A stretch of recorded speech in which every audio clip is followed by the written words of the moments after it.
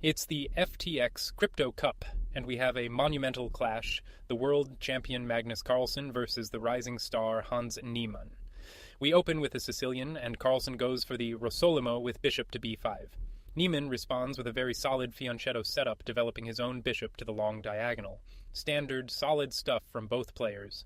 Carlsen puts his rook on e1 and immediately pushes his pawn to e5, staking a claim in the center and forcing Niemann's knight into the d5 square.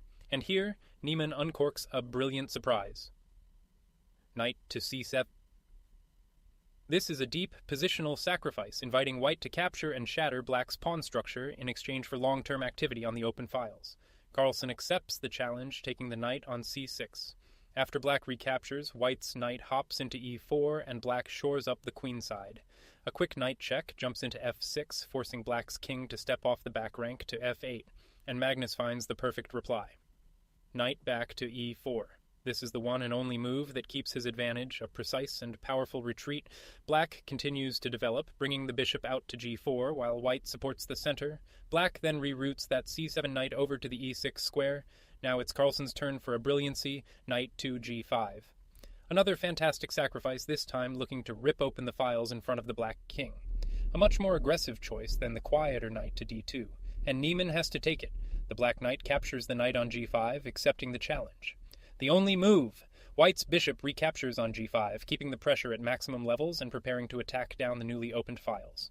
Niemann fights back, his queen jumping to d5 and his bishop to f5, putting immediate heat on white's powerful rook on e4. And here, with the position on a knife's edge, Carlsen makes his first slip. The advantage is about to disappear. The much stronger try was... The rook drops back to e3. After pawn to h6, the bishop retreats to f4, then pawn to c4, and pawn to d4 would have solidified white's edge. But in the game, white pushes the pawn to c4, and this allows black's queen to swing over to d7, creating huge problems for the d3 pawn. Niemann seizes the moment. His queen swings to e6, and he launches a kingside pawn storm with h6 and then g5, kicking the white bishop back. The black rook slides to d8, controlling the open file. A long maneuvering phase begins. Black's king tucks itself away safely on h7, while Carlsen tries to create counterplay on the queenside, pushing his pawns and trading on the c5 square. The tension is electric. Carlsen's queen slides to b3, but Niemann's attack is relentless. The black queen lands on g6, and the h-pawn marches all the way up to h4, threatening to break through. This is the critical moment, and white makes a decisive error. Tucking the bishop away seems safe, but it's not. The shocking best move for white was pushing the pawn to e6. After bishop takes e6, white's bishop slides to e5, then bishop to h6, and bishop to c3 holds everything together. Back in the actual game, the bishop drops to h2, and this allows black to unleash a devastating pawn break of his own. The chance is gone, and Niemann strikes immediately. The pawn rams forward to e6, ripping open the center and exposing the white king.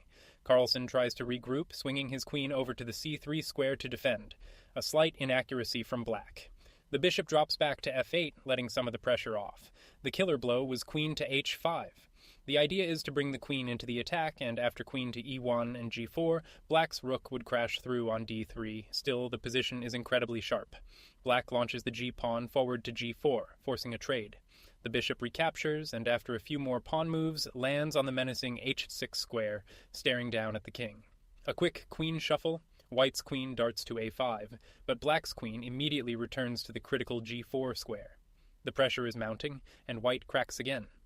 This move looks natural, but it's a major mistake. A better defense was available.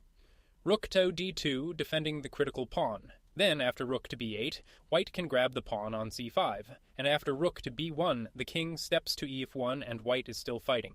But in the game, the rook swings to f3, and this is a tactical blunder. It walks right into a devastating pin, and Niemann punishes it instantly. The bishop slides to e4, pinning the rook to the king, and white's position is collapsing.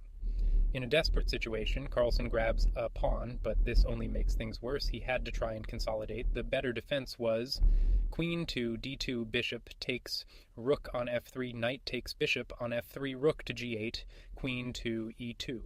Instead of that, the queen takes the pawn on c5, and this just gives black the time to execute his winning attack. Black forces the exchange on f3, shattering white's pawn cover. The h-pawn pushes to h3, and the white queen can only retreat to f2 in desperation, and here comes the thunderbolt. Rook takes the pawn on d3. A brilliant game-winning sacrifice that completely demolishes white's defenses. An absolutely stunning move. There is nothing else to do. Carlsen's rook must recapture on d3, but the game is over. And the follow-up is perfect. Rook takes back on d3. This is the only move to secure the win, clearing the back rank and continuing the unstoppable attack.